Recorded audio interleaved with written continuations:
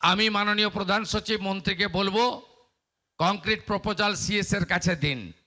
আপনাদের জন্য কি কি করতে পারি সেটা আমরা দেখব। কত ভ্যাকেন্সি আপনাদের খালি আছে সেটাও আমরা দেখব, এবং আপনাদের রিক্রুটমেন্ট এখন থেকে পুলিশ রিক্রুটমেন্ট বোর্ডের মাধ্যমে হবে।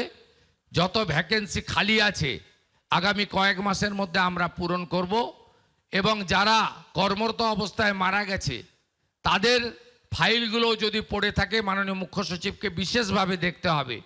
আমাদের রাজ্যে কংক্রিটের জঙ্গলে আমরা ভরে গেছি। বিল্ডিং প্ল্যান পাস করার সময়, বিভিন্ন প্রতিষ্ঠান তৈরির সময় সবাই আমরা লিখে দিচ্ছি পৌরসভা, কর্পোরেশন, জেলা পরিষদ, পঞ্চায়েতকে যে 2/3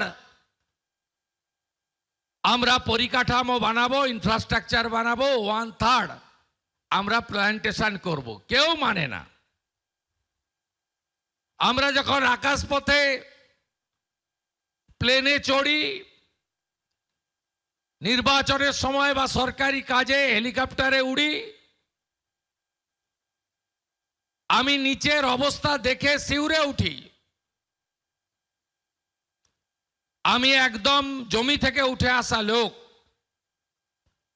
অরণ্য সুন্দরী, ঝাড়গ্রাম, বাঁকুড়া, পুরুলিয়া, আপনার আকাশ থেকে দেখলে কষ্ট হবে। 10 বছর আগে কি ঘন জঙ্গল ছিল, আজকে কি অবস্থা হয়েছে। হাসিমারা যাওয়ার পথে তরাই ডুয়ার্সের অবস্থা দেখলে, চালসার অবস্থা, জলদাপাড়ার অবস্থা দেখলে আমাদের সত্যি কষ্ট হয় যে ধ্বংস তো সব করে দিয়েছেন, কিন্তু এই গাছটাকেও ছাড়েননি। তাই ব্যাপক বনসৃজনের মধ্য দিয়ে আমাদের পশ্চিমবাংলার পরিবেশকে রক্ষা করতে হবে, অরণ্য সম্পদ তৈরি করতে হবে, এবং আমাদের অরণ্য কেন্দ্রিক যে জীবজন্তু রয়েছে তাদের সঙ্গে আমাদের যে পরিবেশ বান্ধব বিষয়গুলি আবহমানকাল ধরে হয়ে এসেছে তাকে বাঁচাতে হবে।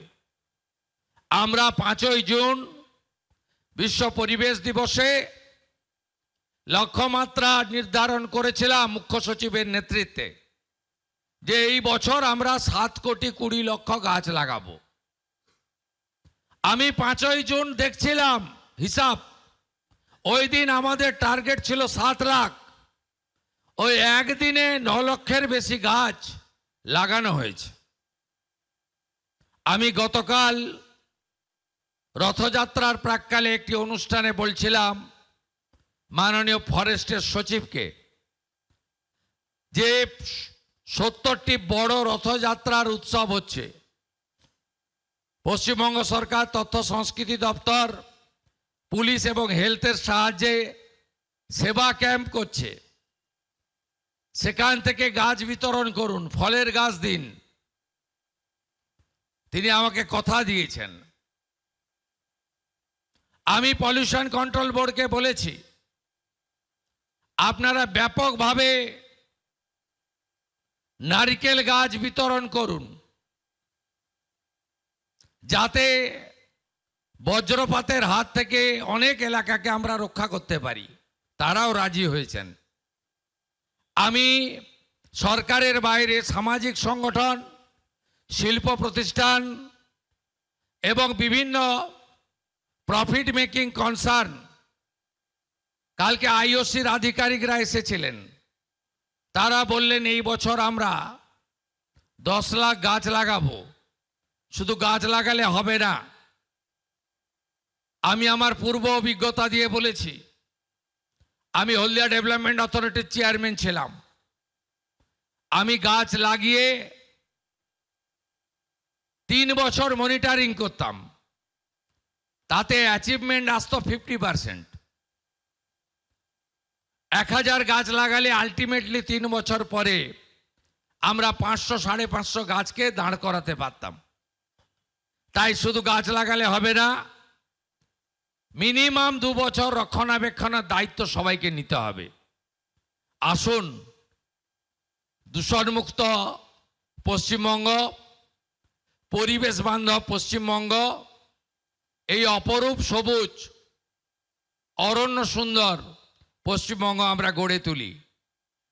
আগামী 2রা অক্টোবর আমাদের কেন্দ্রীয় পরিবেশ মন্ত্রী আমাকে কথা দিয়েছেন, বক্সারে আরেকটি প্রোগ্রাম হবে এবং আরো অনেক কর্মসূচি আমরা নেব যা ফরেস্ট ডিপার্টমেন্ট সম্পৃক্ত। আপনাদের সকলকে অভিনন্দন জানিয়ে এবারের অরণ্য সপ্তাহ অত্যন্ত আমাদের কাছে শুধু প্রাসঙ্গিক নয়, একটা ভালো সুখকর অভিজ্ঞতার মধ্য দিয়ে শেষ হবে। আমি আজকের এই অরণ্য সপ্তাহের সূচনা লগ্নে পশ্চিমবঙ্গ সরকারের পক্ষ থেকে এই রাজ্যের সমস্ত মানুষকে বলবো, উত্তরপ্রদেশের মুখ্যমন্ত্রী যদি বলতে পারেন আমি এই বর্ষে 26 কোটি গাছ লাগাবো, আমরা পশ্চিমবঙ্গ উত্তরপ্রদেশের মতো অত বড় রাজ্য নই, আমরাও কেন বলতে পারবো না, আমরাও 10 কোটি গাছ এই বর্ষে লাগাবো। জনপ্রতিনিধিদের কাছে আহ্বান জানাবো, কেন্দ্রের স্বরাষ্ট্র সমবায় মন্ত্রী মাননীয় অমিত শাহজি এত ব্যস্ততম মানুষ, তিনি ঘোষণা করেছেন তার আহমেদাবাদ লোকসভা কেন্দ্রে তিনি এই বর্ষে 1,20,00,000 গাছ লাগাবেন এবং 2 বছর ধরে নার্সিং করবেন। আমাদের একজন পঞ্চায়েত পুরসভার মেম্বার তিনি কেন বলবেন না আমি 1000 গাছ লাগাবো? কেন একজন বিধায়ক বলবেন না যে আমি 1 লক্ষ গাছ লাগাবো? কেন একজন সাংসদ বলবেন না আমার 7টা বিধানসভা আছে আমিও 7 লক্ষ গাছ লাগাবো? আসুন, এই সুস্থ প্রতিযোগিতা করে পশ্চিমবঙ্গকে অরণ্যময় গড়ে তুলি। আর ফরেস্ট ডিপার্টমেন্টকে বলবো আপনারা পরিচ্ছন্নতার সঙ্গে কাজ করুন। গাছ চুরি, গাছ পাচার, বেআইনি কাঠের মিল, আমরা যেমন পশ্চিমবঙ্গে গরু পাচার বন্ধ করেছি, আমরা যেমন পশ্চিমবঙ্গে অনেক অবৈধ কাজ হতো, সংগঠিত সিন্ডিকেট, রাস্তায় হাত পাতা সব বন্ধ করেছি, আপনারাও গাছ পাচার রোখার জন্য পুলিশকে সাথে নিয়ে আপনারাও উদ্যোগ গ্রহণ করুন, যাতে আমাদের গাছগুলিকে তার পূর্ণতা পাওয়ার আগে কেউ কেটে ফেলতে না পারে। এই বিষয়েও আপনাদের যত্ন নিতে হবে। বনকর্মীদের, বনবন্ধুদের নানা রকমের অসুবিধার মুখে পড়তে হয়।